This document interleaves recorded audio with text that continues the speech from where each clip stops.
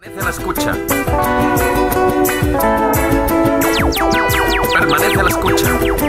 Dernier appel. Les passagers à destination du vol Voyage à travers les ondes sont attendus au guichet ACB, embarquement immédiat. Vos commandants de bord sont Margot, Arthur. Nous vous souhaitons un agréable voyage à travers les ondes à bord du vol 101.7 FM.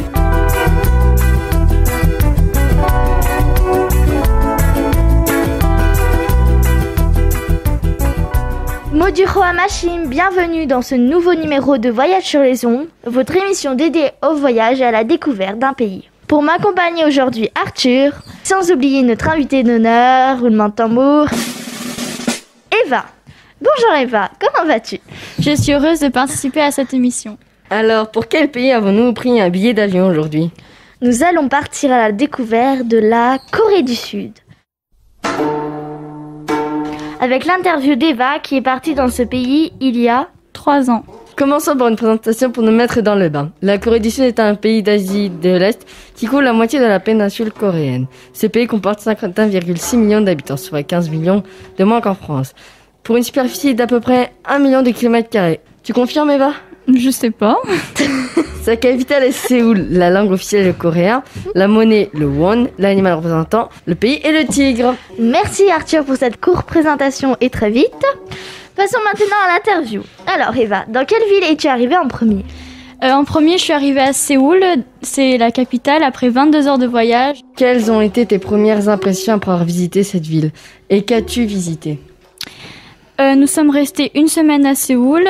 C'est une très grande ville avec beaucoup de monde.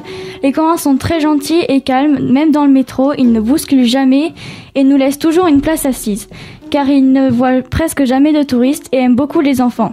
On a visité des palais, des quartiers typiques et surtout la tour de Namsan qui fait 236 mètres de haut.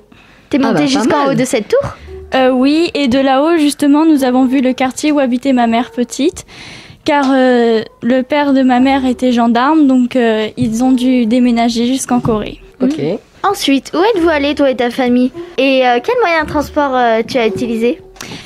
Pour les grands déplacements, nous prenions le train, nous avons visité plusieurs lieux en Corée, quelques jours à Gyeonggi, pour visiter des palais, c'était très beau, il y avait beaucoup de Bouddhas et de lanternes.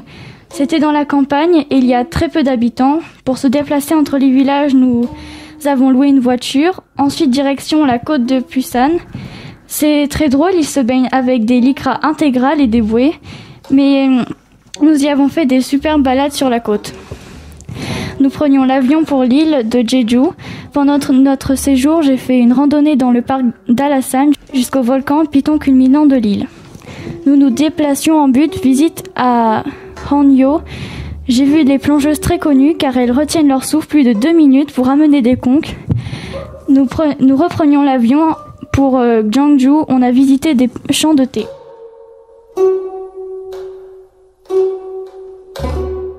Quels sont les paysages qui t'ont marqué? Peux-tu parler du relief? Est-ce que c'est montagneux ou c'est plat comme Paris, quoi? À Séoul, c'est plat, il y a beaucoup de monde, mais dans les villages, c'est très montagneux et il y a beaucoup de culture, ils sont très pauvres, mais c'est très joli. Apparemment, les végétariens ne sont pas en reste en Corée, car de nombreuses préparations sont réalisées sans viande. De quoi vous régaler. As-tu mangé des plats de ce genre, bien pour les animaux, Eva? En effet, il y a quelques bibimbap, des nouilles sautées, beaucoup de sushis, mais ils mangent surtout du bulgogi. C'est un plateau de viande avec plein d'accompagnements. Ça a l'air très bon, hein, Arthur? Tu dis, alors que t'es végétarienne, t'es bizarre, toi, hein. Ça me donne quand même envie, hein. Comment t'es-tu fait comprendre? Est-ce tes parents qui parlaient pour toi ou vous parlez tout simplement anglais, quoi? Alors, mes parents, mon oncle et ma tante parlaient anglais pour moi et dans les campagnes, ils parlent pas anglais.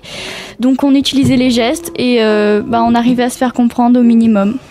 Quand tu dis qu'ils parlaient pas anglais, les enfants, est-ce que tu sais s'ils étaient scolarisés dans les campagnes? Oui, mais dans des situations moins bonnes qu'en ville. France, quoi. On a de la chance, nous, vous savez. Concernant la musique, les grands écoutent-ils de la K-pop? Oui, beaucoup, mais j'ai aussi vu des spectacles de musique traditionnelle. Ils adorent le karaoké. Il y a des salles partout pour en faire. Les salles, c'est des toutes petites salles comme des cabines de téléphone où on est tous collés pour faire du karaoké. Pas très Covid tout ça. Hein. Non, pas très Covid, non. J'ai essayé, c'est très drôle quand même. Hein. Oui. Et est-ce que tu as ressenti la tension entre la Corée du Sud et la Corée du Nord? Non, on l'en ressent pas, mais on peut visiter la zone démilitarisée entre les deux. Ce que je n'ai pas fait. Oui. As-tu pu observer des animaux particuliers de la Corée? Non, pas trop. J'ai juste vu des écureuils dans les parcs, dans les randos, les balades, tout ça. Merci. Pour conclure ce magnifique voyage, une dernière question pour Eva. As-tu aimé ce voyage? Et que peuvent retenir les auditeurs de Radio ACB? J'ai adoré ce voyage, j'ai trouvé ça génial et j'y ai découvert une culture complètement différente de la France. Merci à Eva et Margot pour cette aventure. On se quitte en musique traditionnelle coréenne. On se dit à la prochaine dans Voyage sur les ondes sur Radio ACB. Annyeong. Bah quoi, vous m'avez pas dit... Attends, on refait. 1, 2, 3. Annyeong. It's good. Mais t'attends même pas. C'est dans la boîte.